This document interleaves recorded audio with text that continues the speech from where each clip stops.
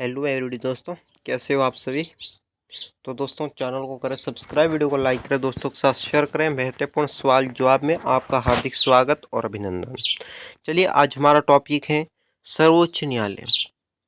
सर्वोच्च न्यायालय के संबंधित जो भी सवाल जवाब बनते हैं उन पर आज इस वीडियो में हम चर्चा करने वाले हैं। चलिए तो चालू करते हैं।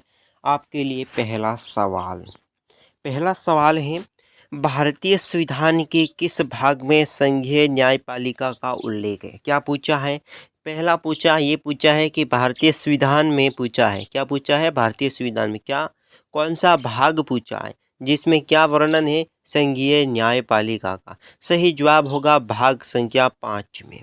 अगला सवाल है, सर्वोच्च न्यायालय के तदर्थ न्यायाधीश की नियुक्ति होती है जब कब होती है। जो तदर्थ न्यायाधीश होते हैं उनकी नियुक्ति दोस्तों सर्वोच्च न्यायालय में कब होती है, ये सवाल पूछा है। तो इसका सही जवाब होगा न्यायालय के किसी सत्र के लिए न्यायाधीश का कोरम या गणपूर्ति नहीं होती, कोरम या गणपूर्ति पूर्ण रूप से नहीं होती, तब तदर्थ न्यायाधीशों की नियुक्ति की जाती है।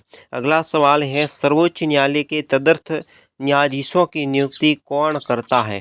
तदर्थ यानी कि जो पद खाली होते हैं उनकी नियुक्ति दोस्तों कुछ समय के लिए की जाती है, उनकी नियुक्ति कौन करता है। सही जवाब होगा राष्ट्रपति की अनुमति प्राप्त करके सर्वोच्च न्यायालय का मुख्य न्यायाधीश होता है ना दोस्तों, वो उनकी नियुक्ति करता है तदर्थ न्यायाधीशों की। अगला सवाल आपके लिए है, संविधान का व्याख्याकार और संरक्षण कौन है। व्याख्याकार और संरक्षण संविधान सभा का कौन है, सर्वोच्च न्यायालय। अगला सवाल आपके लिए है, सर्वोच्च न्यायालय की या सर्वोच्च न्यायालय में न्यायाधीश नियुक्त होने के लिए व्यक्ति को कम से कम कितने वर्ष तक उच्च न्यायालय का एडवोकेट रहना पड़ता है। यानी कि दोस्तों सर्वोच्च न्यायालय का न्यायाधीश बनना है, किसी भी व्यक्ति को आपको बनना है, तो इससे पहले आपको कम से कम कितने वर्ष तक दोस्तों उच्च न्यायालय का वकील, एडवोकेट यानी वकील रहना पड़ेगा। मिनिमम सही जवाब होगा 10 वर्ष तक। अगला सवाल है, भारत के सर्वोच्च न्यायालय का एक न्यायाधीश कितनी उम्र तक अपने पद पर बना रह सकता है। ध्यान रख लेना, भारत के सर्वोच्च न्यायालय का दोस्तों एक न्यायाधीश है, ठीक है, वो कितने उम्र तक, कितनी लेस्ट उम्र है उसकी, कितनी लेस्ट उम्र तक अपने पद पर रह सकता। इस उम्र के बाद उसे पद त्यागना या पद छोड़ना ही पड़ेगा, उसकी उम्र पूरी हो जाएगी। सही जवाब होगा 65 वर्ष, 65 ईयर। अगला सवाल है, उच्च न्यायालय के न्यायाधीशों की सेवानिवृत्ति की आयु। सेवानिवृत्ति यानी कि पद की जो त्यागता होती है वो पूरी होने की उम्र कौन सी है, 65 वर्ष होते ही उसे पद छोड़ना पड़ेगा, उसकी उम्र पूरी हो जाएगी, ठीक है। अगला सवाल है, सर्वोच्च न्यायालय के न्यायाधीश के विरुद्ध महाभियोग का प्रस्ताव पारित हो जाने पर पदच्युत का आदेश कौन जारी करता है। दोस्तों सर्वोच्च न्यायालय है, न्यायाधीश के विरुद्ध अगर महाभियोग चल रहा है तो इसके प्रस्ताव पारित होने पर इसके पदच्युत की आदेश दोस्तों कौन जारी करेगा, इसका जारी करेगा राष्ट्रपति। अगला सवाल है, सर्वोच्च न्यायालय के मुख्य न्यायाधीश को प्रतिमाह कितना वेतन मिलता है। सर्वोच्च न्यायालय का मुख्य न्यायाधीश है, उसको मासिक वेतन या प्रतिमाह वेतन कितना मिलेगा, 1 महीने का वेतन मिलेगा 2,80,000 रुपये। अगला सवाल है, सर्वोच्च न्यायालय के अन्य न्यायाधीशों को प्रतिमाह कितना वेतन मिलता है। सर्वोच्च न्यायालय के अगर अन्य न्यायाधीश हैं तो उनको वेतन कितना मिलेगा, 2,50,000 रुपये। अगला सवाल है, किसके अंतर्गत भारत में सर्वप्रथम सर्वोच्च न्यायालय की स्थापना की थी। किसके अंतर्गत भारत में सर्वोच्च न्यायालय की स्थापना की गई थी। रेगुलेटिंग एक्ट अधिनियम था 1773 का, जिसमें सर्वोच्च न्यायालय की स्थापना की गई थी। अगला सवाल, भारत में सर्वोच्च न्यायालय की स्थापना हुई, सर्वोच्च न्यायालय की स्थापना कब हुई थी। भारत सरकार अधिनियम 1935 है, 1935 के अधीन। अगला सवाल है, मूल रूप से संविधान में सर्वोच्च न्यायालय में मुख्य न्यायाधीश के अतिरिक्त कितने न्यायाधीशों की व्यवस्था थी। मूल संविधान जब लागू हुआ था संविधान भारत का, तब दोस्तों सर्वोच्च न्यायालय में मुख्य न्यायाधीश के अतिरिक्त अन्य न्यायाधीश कितने थे। मुख्य न्यायाधीश को छोड़कर अतिरिक्त न्यायाधीश की संख्या 7 थी, मुख्य न्यायाधीश के साथ संख्या थी 8। अगला सवाल देख लेते हैं, वर्तमान में सर्वोच्च न्यायालय में मुख्य न्यायाधीश के अतिरिक्त कितने न्यायाधीश का प्रावधान है। वर्तमान समय में मुख्य न्यायाधीश को छोड़ दो बाकी अन्य न्यायाधीश कितने हैं सर्वोच्च न्यायालय में, 30। अब कुल न्यायाधीश मिलाकर हो गए 31। उच्चतम न्यायालय के न्यायाधीशों की संख्या में वृद्धि करने का शक्ति किसके पास है? अगर दोस्तों उच्चतम न्यायालय में न्यायाधीश की संख्या में क्या करनी है, वृद्धि करनी है, तो ये शक्ति किसके पास होगी? संसद के पास। अगला सवाल है, सर्वोच्च न्यायालय की मुख्य न्यायाधीश की नियुक्ति दोस्तों कौन करता है? तो सर्वोच्च न्यायालय की मुख्य न्यायाधीश की नियुक्ति राष्ट्रपति करता है। अगला सवाल आपके लिए है, सर्वोच्च न्यायालय के अन्य न्यायाधीश की नियुक्ति कौन करता है? सर्वोच्च न्यायालय के अन्य न्यायाधीश हैं दोस्तों, उनकी नियुक्ति कौन करता है दोस्तों? राष्ट्रपति। अगला सवाल है, भारत में कार्यवाहक मुख्य न्यायाधीश नियुक्त कौन करेगा? भारत में कार्यवाहक मुख्य न्यायाधीश की नियुक्ति कौन करेगा? राष्ट्रपति। अगला सवाल है, राष्ट्रपति सर्वोच्च न्यायालय के अन्य न्यायाधीश की नियुक्ति किसके परामर्श पर करता है? सर्वोच्च न्यायालय के मुख्य न्यायाधीश हैं दोस्तों, सर्वोच्च न्यायालय का मुख्य न्यायाधीश नहीं, अन्य न्यायाधीश की नियुक्ति, अन्य न्यायाधीशों की नियुक्ति किसके परामर्श पर करेगा? सर्वोच्च न्यायालय के मुख्य न्यायाधीश से पूछ कर करेगा। जब राष्ट्रपति और उपराष्ट्रपति दोनों का पद खाली है तब उस पर काम कौन करेगा? दोस्तों भारत में राष्ट्रपति का पद खाली है और उपराष्ट्रपति उसके पद पर काम करेगा। राष्ट्रपति का पद खाली हुआ तो ठीक है। अब राष्ट्रपति और उपराष्ट्रपति दोनों का पद खाली है तो उसका कार्यभार कौन संभालेगा? सही है ना। तो उसके बाद इसका कार्यकाल कौन संभालेगा? भारत का मुख्य न्यायाधीश होगा सर्वोच्च न्यायालय का, वो दोस्तों निभाएगा, राष्ट्रपति का पद पर कार्य करेगा। भारत के किस मुख्य न्यायाधीश ने राष्ट्रपति के रूप में कार्य किया था? सही जवाब होगा जस्टिस एस हिदायतुल्लाह। अगला सवाल है, क्या सेवानिवृत्ति के पश्चात सर्वोच्च न्यायालय के न्यायाधीश का वकालत कर सकता है? दोस्तों सेवानिवृत्ति के पश्चात भी कोई सर्वोच्च न्यायालय में न्यायाधीश वकालत कर सकता है क्या? किसी भी न्यायालय में नहीं कर सकता वो वकालत, क्योंकि उसकी जो न्यायाधीश की सेवानिवृत्ति हो जाए उसके बाद उसे कोई हक नहीं है। सर्वोच्च न्यायालय के अधिकार क्षेत्र में वृद्धि करने का अधिकार किसके पास है? सर्वोच्च न्यायालय के दोस्तों न्यायाधीश है, मुख्य न्यायाधीश, अन्य न्यायाधीशों के क्षेत्राधिकार में वृद्धि कौन कर सकता है? संसद ही कर सकता है, इसके अलावा कोई नहीं।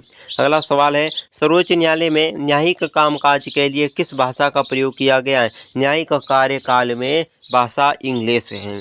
अगला सवाल है, सर्वोच्च न्यायालय में किस संस्था का निरीक्षण कर सकता है? सर्वोच्च न्यायालय किस संस्था का निरीक्षण कर सकता है? वो कर सकता है अधीनस्थ न्यायालय का। अधीनस्थ न्यायालय है उसका दोस्तों कर सकता है निरीक्षण। भारत में न्यायपालिका क्या है? भारत की न्यायपालिका एक स्वतंत्र न्यायपालिका है।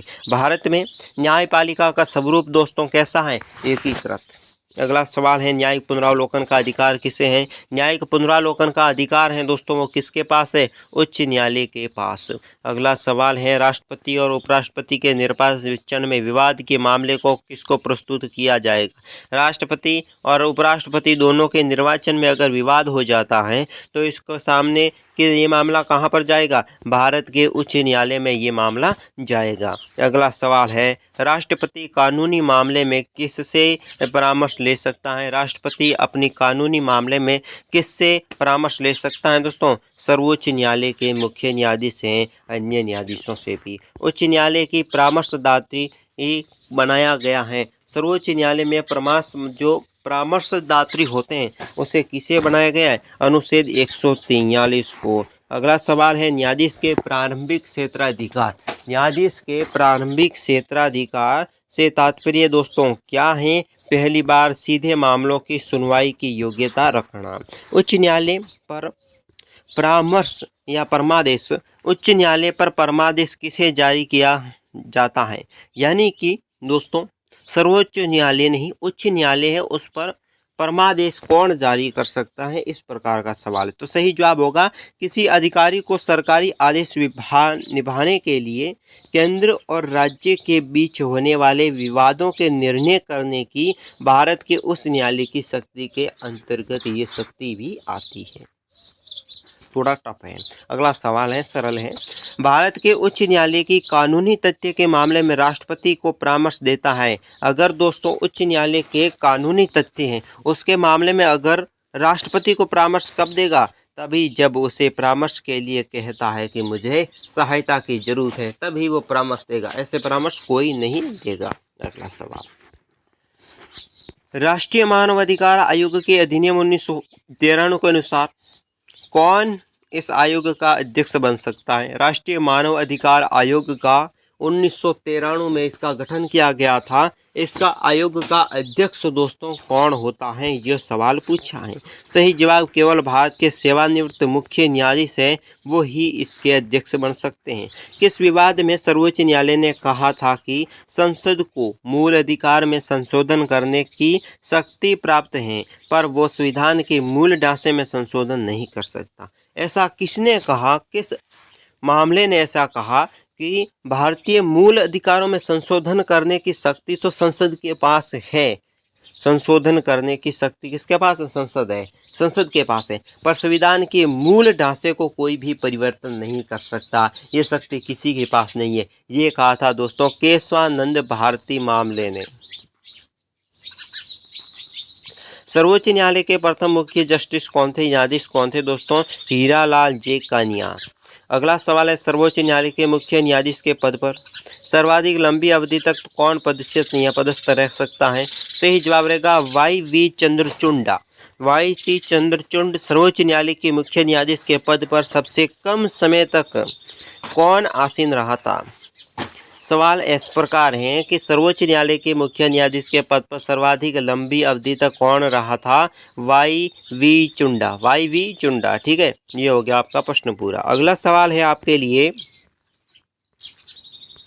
कि सर्वोच्च न्यायालय के मुख्य न्यायाधीश के पद पर सबसे कम समय तक कौन आसीन रहा था? कमल नारायण सिंह। अगला सवाल है उच्च न्यायालय की सबसे पहली महिला न्यायाधीश कौन थी दोस्तों? फातिमा बीबी।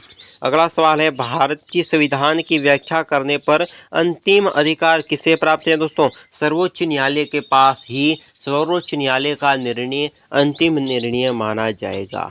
कौन सा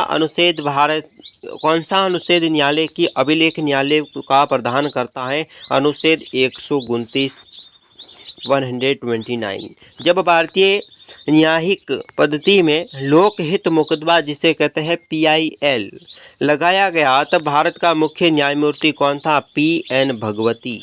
अगला सवाल है भारतीय सर्वोच्च न्यायालय में न्यायाधीश नियुक्त होने के लिए व्यक्ति को कम से कम कितने वर्ष तक उच्च न्यायालय का एडवोकेट रहना पड़ेगा? 10 वर्ष तक। उच्च न्यायालय के न्यायाधीश भारत के राष्ट्रपति द्वारा हटाया जा सकता है।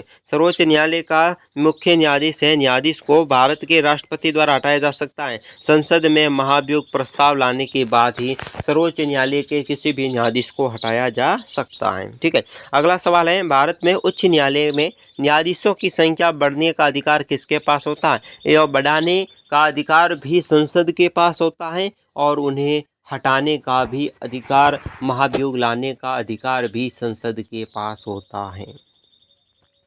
सर्वोच्च न्यायालय के जजों के वेतन कितने अहर्याता है दोस्तों? यानी कि यहाँ पर सवाल घुमा के पूछा है कि सर्वोच्च न्यायालय के जजों का वेतन किससे अहरित होता है? अहरित मतलब किस निधि या किस व्यवस्था से आता है, कहाँ से आता है? सर्वोच्च न्यायालय के जजों का वेतन ये आता है संचित निधि के नाम का एक कोटा होता है जिसके तहत इनका वेतन भुगतान होता है। अगला सवाल नहीं है, बस इतना ही है। तो सर्वोच्च न्यायालय के संबंधित आज के सवाल में बस इतना ही। चैनल सब्सक्राइब, वीडियो लाइक, दोस्तों के साथ शेयर, कमेंट करके बताएं वीडियो कैसा लगा। साथ ही हमारे चैनल को अधिक से अधिक सपोर्ट कराने की कोशिश करें और हमारे चैनल को ग्रोथ करवाएं, सब्सक्राइब बढ़ाने की कोशिश जरूर करावें। आपका ये काम है दोस्तों, ज़रूर हमारे सहयोग करें। और दूसरी बात मैं आपको कह देता हूं कि अगर सब्सक्राइब जल्द ही होगा तो हम जल्द ही लाइव लेसन शुरू करेंगे ताकि आपकी जो आने वाली भर्ती है उसमें आपका सिलेक्शन 100% होगा। धन्यवाद।